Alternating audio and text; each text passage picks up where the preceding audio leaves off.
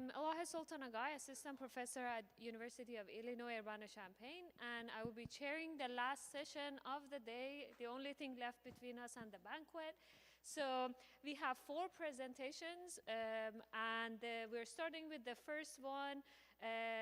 Rafael is a research engineer and PhD student at the wireless networking group at IMDIA Networks in Spain. His research interests on software-defined radios, FPGAs, and signal processing for wireless communications.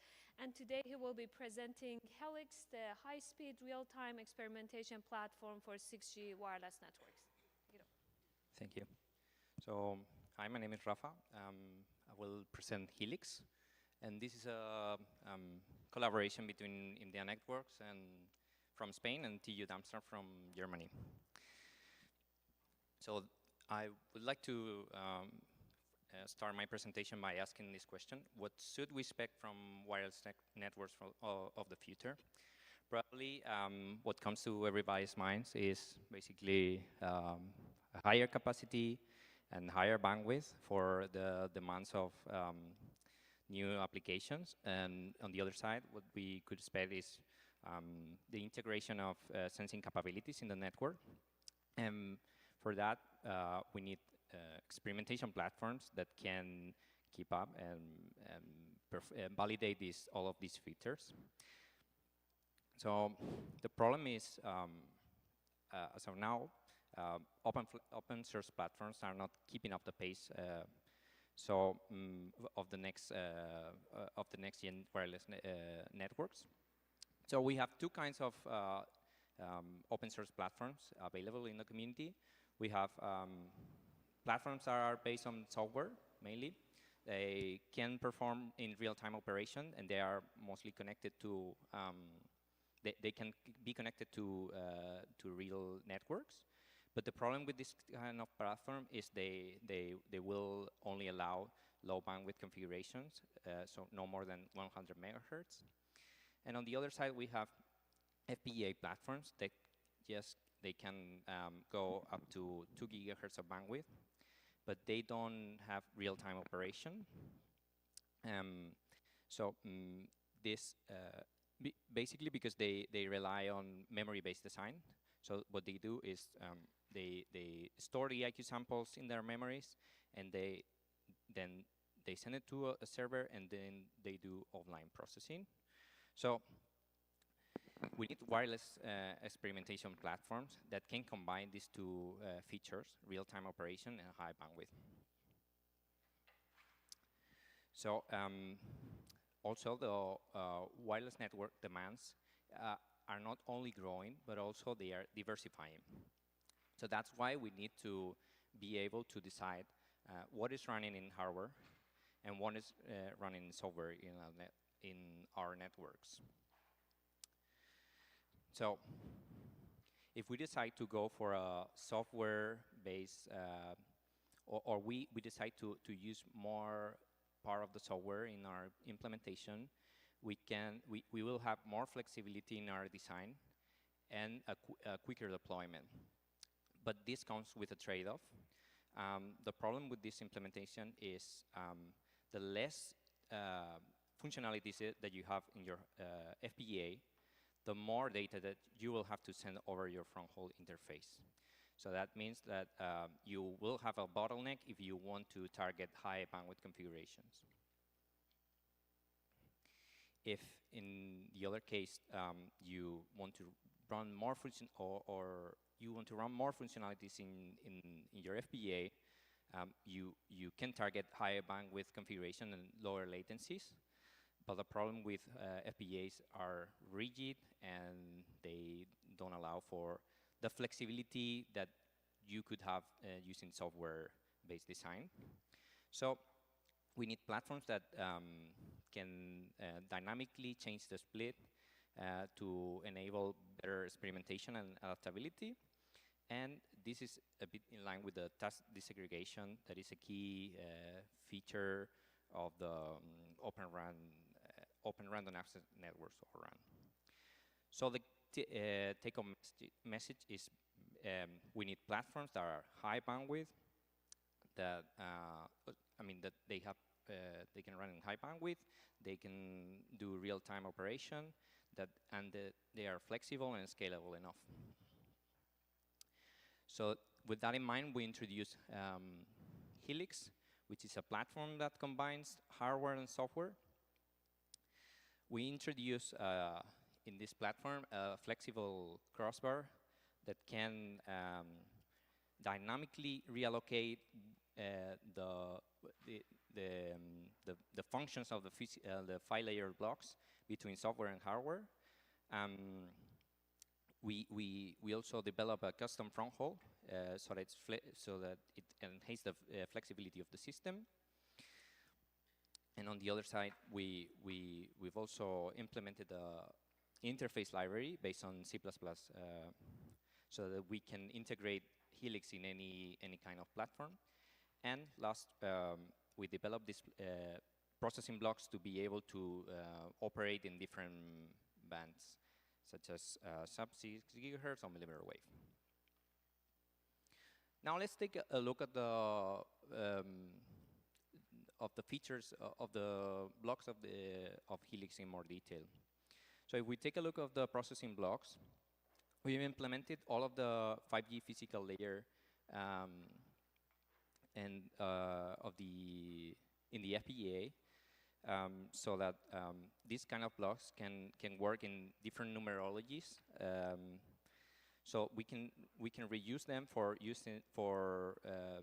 transmitting a FR1 and also an FR2, which is sub-6 millimeter wave. We can also reconfigure in runtime the number of reserve blocks, the modulation, and the subcarrier spacing. We perform multi-parallel processing so that we can relax the clock timing in the FPGA, and with that we are able to achieve 400 megahertz of bandwidth. And all of these blocks are interconnected using AXI standard interfaces. So it brings more flexibility and more modularity to the system. So I'll be in line with this. I will introduce the crossbar, which is a key enabler for multi-split functionality. What is this crossbar doing is connecting all of the processing blocks in the FPGA, so that we can decide how to route all of the data path, and we decide what is running in the in hardware and what is running in software. We can dynamically change this configuration in around 50 microseconds, and it also brings flexibility to the system, to the network, because we can add new features to the network. Like, for example, let's say for some reason you don't want to use your OFDM modulation in your physical layer. So what we can do is we can remove the OFDM modulation from our FPGA.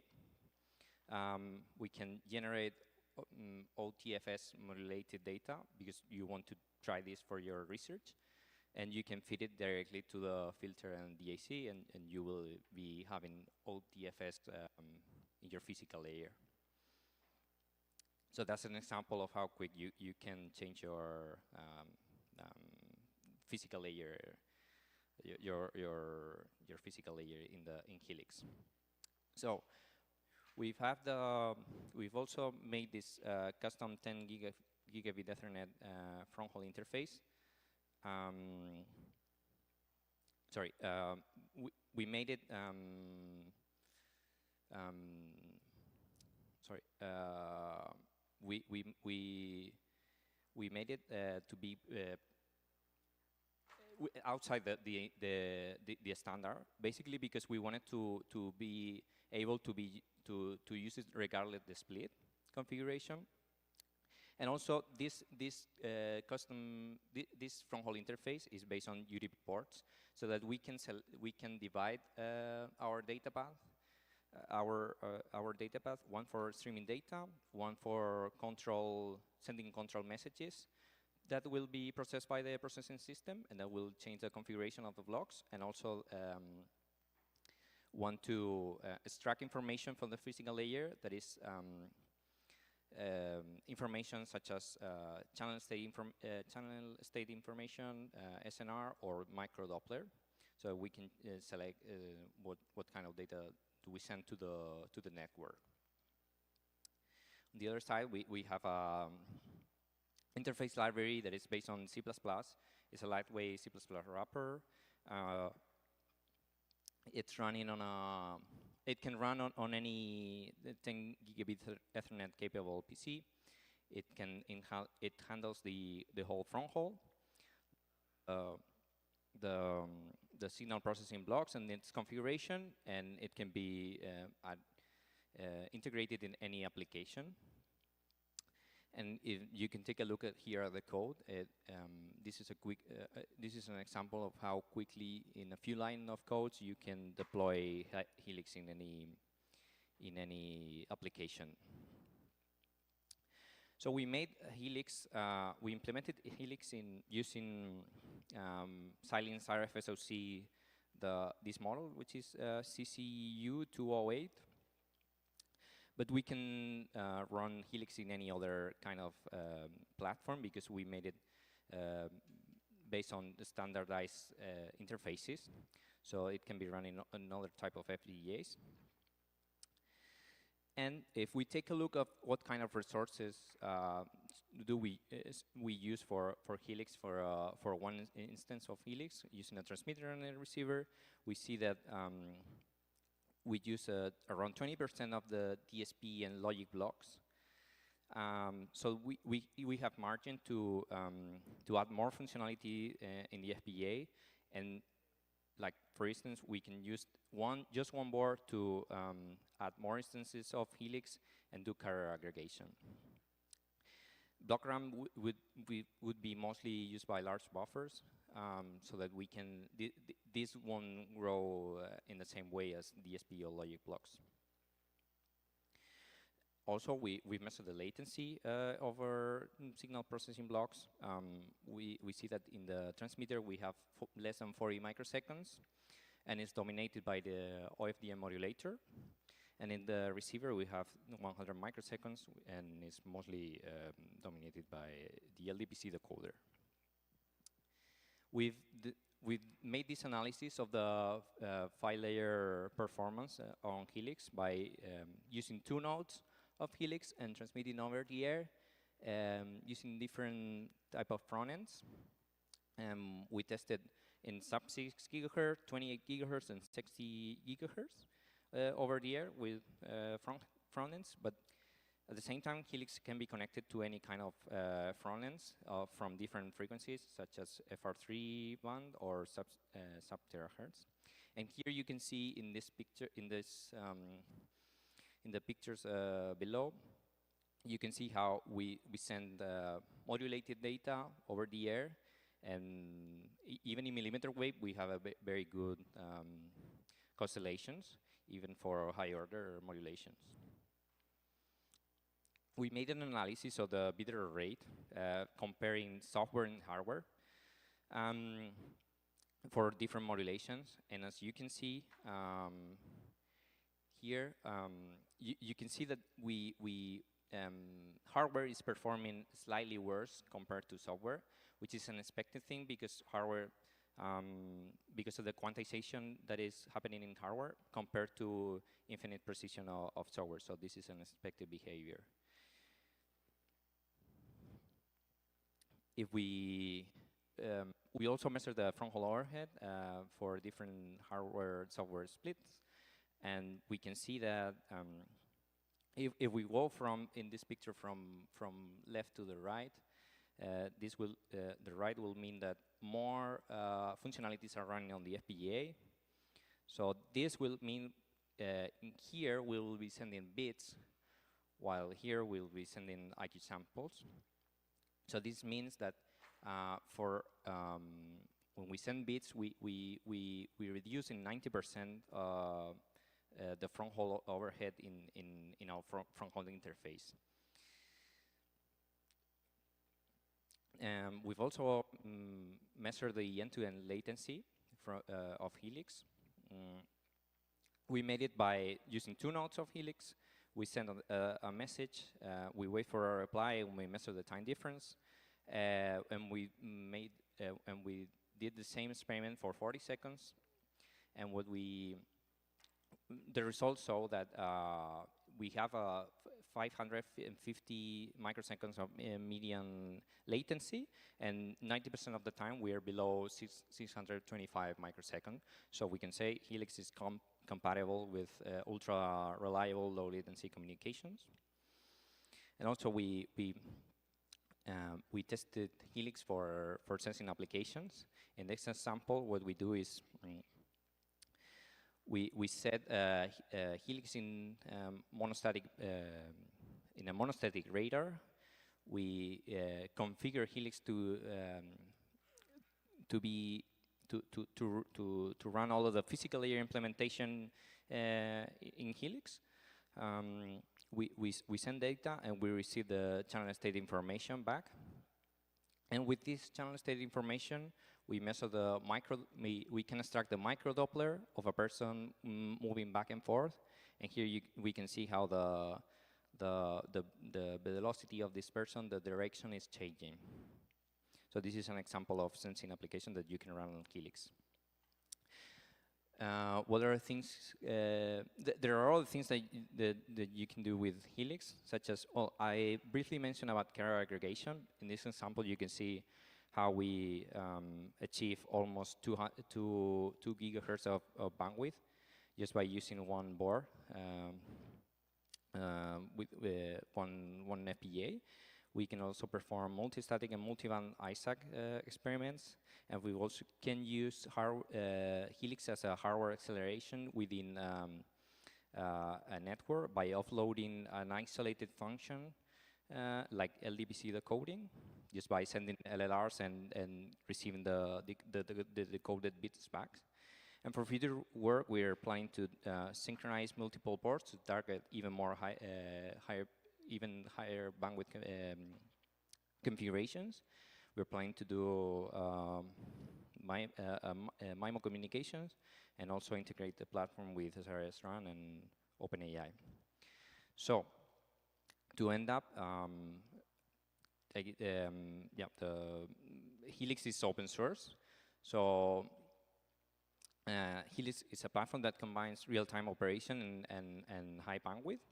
It can change dynamically the functional split thanks to the crossbar that we develop, and also has the ISAC and hardware acceleration capabilities that enable advanced 6G application. And for last is scalable, and and you can check our GitHub to check our implementation. Thank you.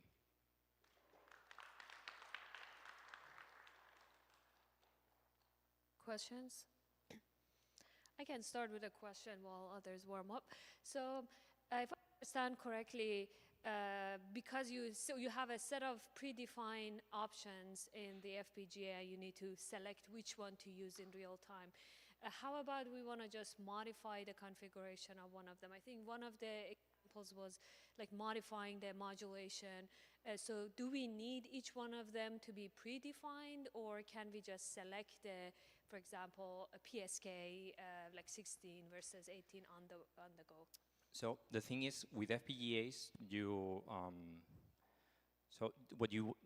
the time it takes to really deploy a new functionality in an FPGA compared with software, it can take weeks compared to the time that you can take to build it in software.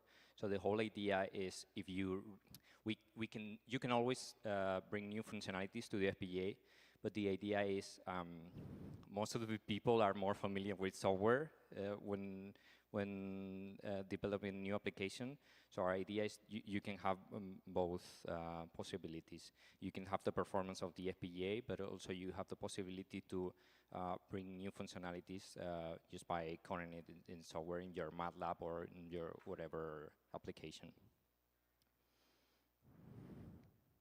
Hi, thanks for the interesting talk. I'm Mehdi from UCI. So the question that I has is, can we use this HELIX framework with the older generations like 4G systems and other things like that? Since it seems that we need to rewrite the distributed unit of the radio access network in order to be able to connect to the system, right? So you mean if we can directly connect it to a network of 4G? So let's say we are gonna use some of the existing open source radio access network like the open air interface, right? And we want to use your system. Do we have to rewrite those APIs for connections, or is it compatible already? No, I wouldn't say it's compatible out of the box.